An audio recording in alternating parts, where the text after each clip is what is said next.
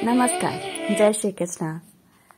कभी कभी मन संसार में इतना संशयग्रस्त रहता है, परिवार के दुखों से ग्रस्त रहता है कि उन दुखों से पार नहीं हम पाते और मन की शांति हम खोजते हैं पर मिलता नहीं है। मन की शांति कैसे मिले, इसी बात को ध्यान में रखते हुए मैं कल्याणकारी प्रवचन श्री राम सुखदास जी महाराज के प्रवचनों से लेकर यह वीडियो बना रही हूँ, जिसमें अभी तो 2 भाग बनाऊंगी। आपको पसंद आएगा, आगे भी बनाऊंगी। क्योंकि मन के दुख का निवारण और मन में प्रसन्नता लाने के लिए न कोई पैठ है, न कोई व्यक्ति है और न ही कोई पदार्थ है। उसके लिए संत महात्मा का सत्संग ही है और यह वीडियो सत्संग के समान है। आप इसे पूरा सुनिएगा, लाइक कमेंट शेयर करिएगा, जिससे हर किसी का कल्याण हो। वैसे सत्य मानिए तो ये मैं अपने लिए ही सारे वीडियो बनाती हूँ, क्योंकि मुझे होना मन में आता है, क्या पता किसी और को भी आवश्यक हो, इसलिए वीडियो बना करके मैं यूट्यूब पे डाल देती हूँ। आइए, कहते हैं श्री राम सुखदास जी कि संसार का आश्रय कैसे छूटे। इसमें उन्होंने बड़े अच्छे ढंग से और इतना सरल उदाहरण देके व्याख्या की कि हमें तो मन में बड़ी शांति मिली, शायद आपको भी शांति मिले। हम भगवान के आश्रित हो जाएं अथवा संसार का आश्रय छोड़ दें, दोनों का महाराज एक ही अर्थ होता है। संसार का आश्रय सर्वथा छूट जाने से भगवान का आश्रय स्वतः प्राप्त हो जाता है और भगवान के सर्वथा आश्रित हो जाने से संसार का आश्रय स्वतः छूट जाता है। यानी अगर हम संसार छोड़ें तो भगवान स्वयं मिल जाएंगे और केवल भगवान को अगर हम अपनाएंगे तो भी संसार छूट जाएगा। इन दोनों में से किसी एक की मुख्यता रखकर चलें अथवा दोनों को साथ रखते हुए चलें, एक ही अवस्था हो जाती है, अर्थात कल्याण ही होता है। या संसार छोड़ें या भगवान के आश्रित हो। भगवान के आश्रित होने में संसार का आश्रय ही खास बाधक है तो दोनों एक ही, संसार छोड़ना और भगवान का आश्रित होना। लेकिन संसार छोड़ने के लिए भगवान के आश्रित जब होंगे तो आश्रित होने में बाधक जो है यह संसार होता है। संसार का आश्रय न छूटने में खास कारण क्या है पता है? संयोग जन्य सुख की आसक्ति, यानी हमारे अंदर संयोग से जो रोज दिन में सुख मिलता है वही प्रमुख कारण होता है भगवान से न जुड़ने का। मन जो है संसार के प्रति खिंच जाता है और उससे प्रियता बनी रहती है। यही संसार के आश्रय की, संसार के संबंध की खास जड़ है, जो संयोग जन्य सुख की प्राप्ति होती है। यह जड़ जो संयोग जन्य सुख है, यह जड़ से कट जाए तो संसार का आश्रय छूट जाएगा।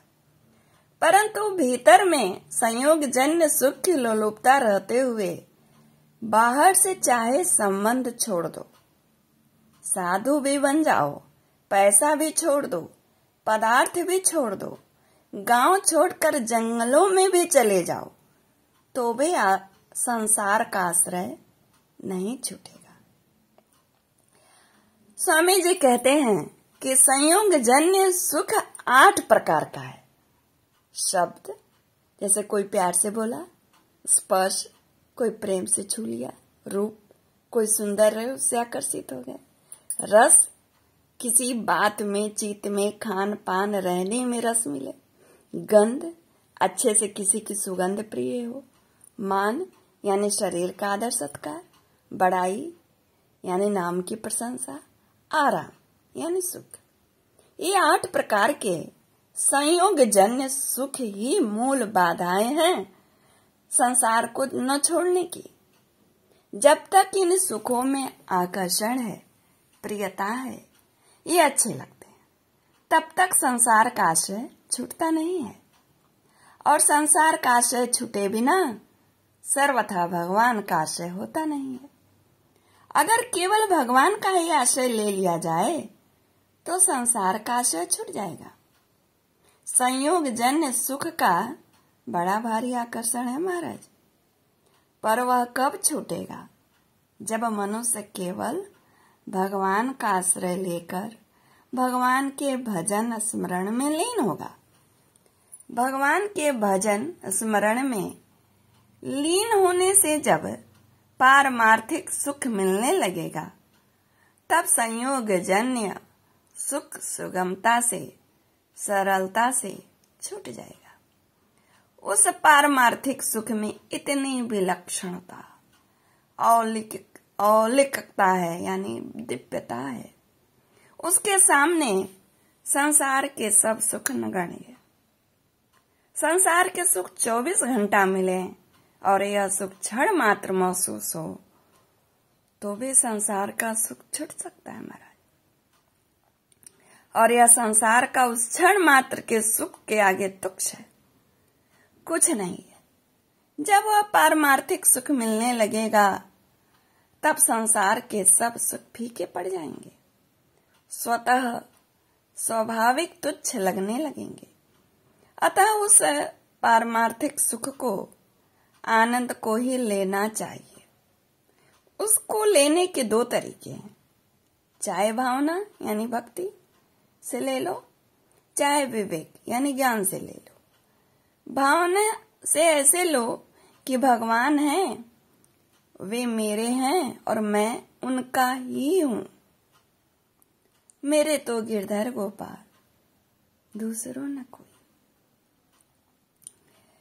भगवान को अपना मानने के साथ साथ मेरा दूसरा कोई नहीं है, यह भी हृदय से मानना जानना जरूरी है।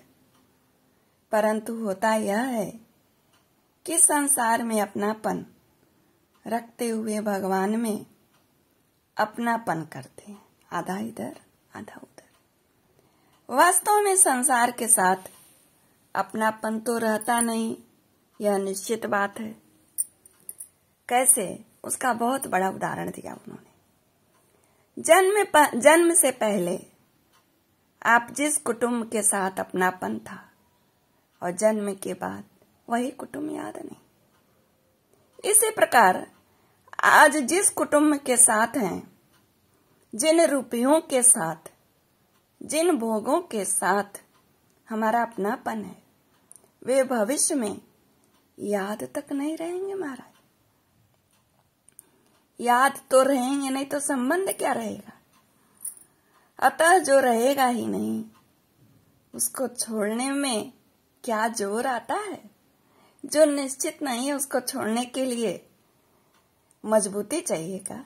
नहीं, बिल्कुल नहीं। जो रहने वाला हो उसको यदि छोड़ने के लिए कहा जाए तब तो कुछ कठिनता भी मालूम देगी कि रहने वाली चीज को मैं छोड़ रहा हूं। पर संसार तो छूटेगा ही, छूटता ही चला जा रहा है। अतः उसको छोड़ने में कठिनता कैसी? केवल मूर्खता के कारण ही हमने उसको, संसार को पकड़ रखा है, संसार का आश्रय लेकर रखा है, भगवान का आश्रय नहीं लिया है, दुखों में पड़े हैं। इसके लिए वे इतना बढ़िया उदाहरण देते हैं कि थोड़ा सा विचार करो तो बात स्पष्ट समझ में आती है कि बाल्य अवस्था में हमारा जिन मित्रों के साथ, जिन खिलौनों के साथ, जिन व्यक्तियों के साथ संबंध था, वह संबंध आज केवल याद मात्र है। आज वह संबंध नहीं है, न उस अवस्था के साथ संबंध है और न उन घटनाओं के साथ संबंध है, न उन खिलौनों के साथ संबंध है, न उस समय के साथ लोगों के जो थे उनके संबंध है। अब आप कहते हैं कि हमारी बाल्यावस्था ऐसी थी। मान लीजिए किसी व्यक्ति के सामने आपने कहा, वह व्यक्ति कहा नहीं आपकी बाल्यावस्था ऐसी नहीं थी, तो क्या आपके पास कुछ प्रमाण है तो उसको लाके उसके समक्ष प्रकट करो कि मेरी बाल्यावस्था ऐसी थी। नहीं, क्योंकि वह बीत गया, वह नहीं है वह अब आपके लिए झूठ हो गया है, वह मन के महसूस में है बस। आप ताकत भी लगाकर बाल्यावस्था को वर्तमान से जोड़ेंगे तो भी नहीं जोड़ पाएंगे, मन में ही रहेगा, दूसरा कोई नहीं जोड़ के देख पा रहा है और आपको भी नहीं दिख रहा है, आप भी अनुभूति में ले रहे हैं। जैसे आपको अपनी बाल्यावस्था वर्तमान अवस्था की तरह सच्ची दिखती थी, पर आज उसको आप सिद्ध नहीं कर सकते, तो फिर आज जो ये वर्तमान है, ये अवस्था आगे सिद्ध करना चाहेंगे तो आप कैसे सिद्ध करेंगे? जिस तरह से उस बाल्यावस्था का समय बीता, उसी तरह से आज का समय बीत रहा है। भविष्य में क्या होगा, अभी आधे घंटे भर बाद में क्या होगा, कुछ पता नहीं। यही नहीं महाराज, आज से युगों पहले क्या हुआ पता नहीं, आज से युगों के बाद क्या होगा पता नहीं। वर्तमान भी बड़ी तेजी से बीत रहा है। हम लोग कहते हैं वर्तमान है, लेकिन स्वामी जी कहते हैं वर्तमान है नाम नहीं है, परंतु जो बरत रहा है अर्थात जो तेजी से जा रहा है उसे वर्तमान कहते हैं। कितना बढ़िया व्याख्या दिया है स्वामी जी ने कि जो जा रहा है उसी का नाम वर्तमान है। इसका एक क्षण भी स्थिर नहीं रहता है वर्तमान का। वर्तमान को कोई काल है ही नहीं, केवल भूत और भविष्य की संधि को वर्तमान कहा गया है। समझिए महाराज, बहुत गूढ़ तत्व कहा है स्वामी महाराज ने। वर्तमान शब्द का अर्थ ही है चलता हुआ। जो भविष्य है वह सामने आकर के भूत में जा रहा है, जो भविष्य भूत में जा रहा है उसको हम वर्तमान कहते हैं। इस प्रकार जो कभी स्थिर रहता ही नहीं है, जिसका प्रति क्षण वियोग हो रहा है, उससे विमुख होने में क्या जोर आता है।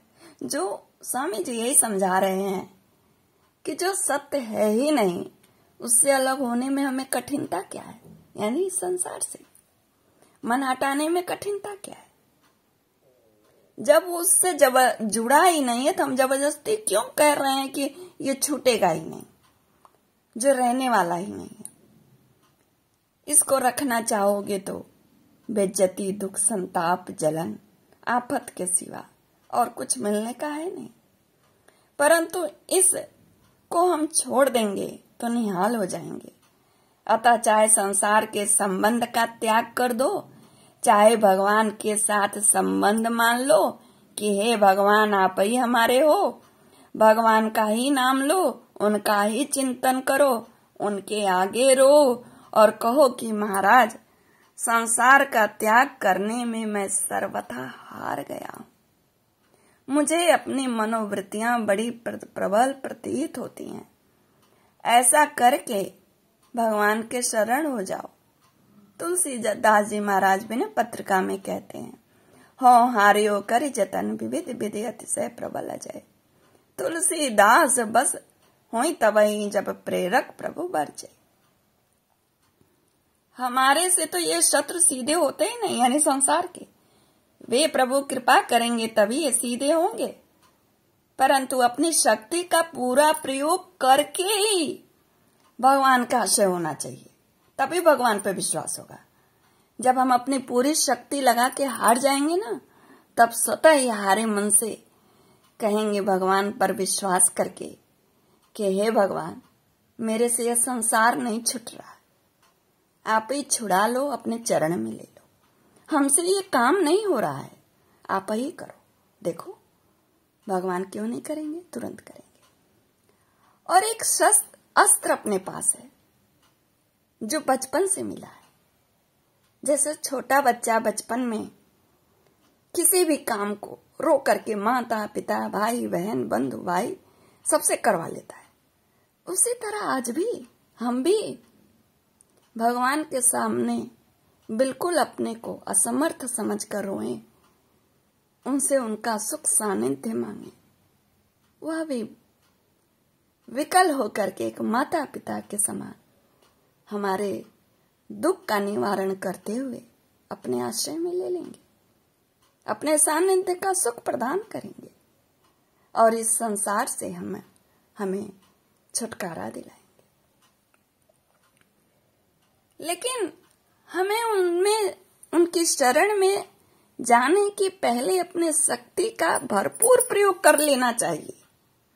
आधे मन से नहीं कि मन से ये भाव आपके मन में आना चाहिए कि हम नहीं कर सकते, हम संसार को नहीं छोड़ पा रहे हैं, संसार में ये काम हम नहीं कर पा रहे हैं। जब तक हमें शक्ति का प्रयोग नहीं करेंगे तब तक पूरा विश्वास भगवान में नहीं होगा। हमें अपने शक्ति का पूरा विश्वास करना पड़ेगा। जब हम हार जाएंगे तब एकदम हम अबोध बालक की तरह भगवान का आश्रित हो जाएंगे और भगवान अपने चरण में ले लेंगे। इस तरह स्वामी जी ने बहुत अच्छे ढंग से भगवान में मन लगाने का साधन बताया और यह संसार क्या है उसे बड़े अच्छे ढंग से समझाया। आगे संसार का आश्रय कैसे छूटे, दूसरे भाग में आगे का इनका प्रवचन सुनाऊंगी। यह बहुत ही कल्याणकारी प्रवचन है, पूरा सुनिएगा, जरूर आपके मन में आनंद आएगा। उपाय करने से, उपाय के लिए हम लोग सारे वीडियो को खोलते हैं, उपाय करके क्षण मात्र का सुख मिलेगा महाराज, लेकिन इस वीडियो को सुनने से जीवन भर का सुख मिलेगा। नमस्कार, जय श्री कृष्ण।